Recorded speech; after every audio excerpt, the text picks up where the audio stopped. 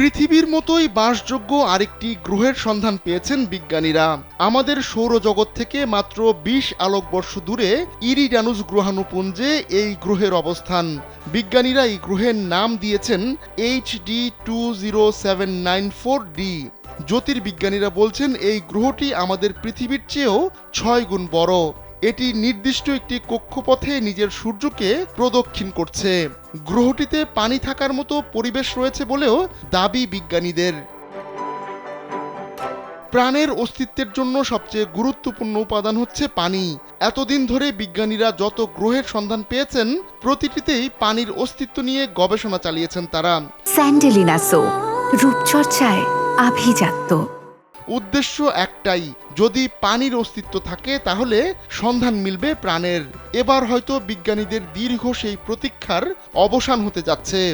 HD 20794d তে প্রাণের অস্তিত্ব থাকার আশা করছেন বিজ্ঞানীরা।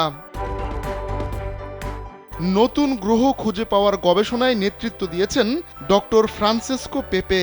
তিনি জেনেভা বিশ্ববিদ্যালয়ের জ্যোতির্বিদ্যা বিভাগের পরিচালক। তিনি জানান, নানা জটিল ধাপ পেরিয়ে HD 20794d গ্রহের সন্ধান পেয়েছেন তারা। প্রথমে তারা সুইস টেলিস্কোপের কোরালি স্পেকট্রোগ্রাফ দিয়ে পর্যবেক্ষণ শুরু করেন, কিন্তু আশানুরূপ ফল না পাওয়ায় পরবর্তীতে চিলির লা সিল্লা অবজারভেটরির হার্বস স্পেকট্রোমিটার দিয়ে পর্যবেক্ষণ করতে থাকে অনুসন্ধানী দলটি। উচ্চ ক্ষমতাসম্পন্ন এসব টেলিস্কোপ দিয়ে বিজ্ঞানীরা দেখতে পান একটি নক্ষত্রকে ঘিরে প্রদক্ষিণ করছে ৩টি গ্রহ। পরে বিজ্ঞানীরা বুঝতে পারেন এগুলোর মধ্যে একটি সত্যিকার অর্থে কোনো গ্রহ নয়, বরং এটি ওই নক্ষত্রেরই শব্দ। হার্বস ও এসপ্রেসো দিয়ে আরও পর্যবেক্ষণের পর তৃতীয় গ্রহ HD 20794dর হালকা সংকেত খুঁজে পান বিজ্ঞানীরা। গ্রহটি এই নক্ষত্রের বাসযোগ্য জোনে অবস্থিত। আকারে আমাদের পৃথিবীর চেয়ে বড় হওয়ার কারণে বিজ্ঞানীরা এটিকে সুপার আর্থ হিসেবেও বর্ণনা করেছেন।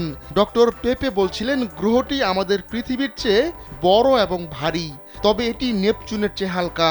বসবাসের যোগ্য হলেও এই গ্রহে আসলেই প্রাণের অস্তিত্ব আছে কিনা তা জানা নেই বিজ্ঞানীদের।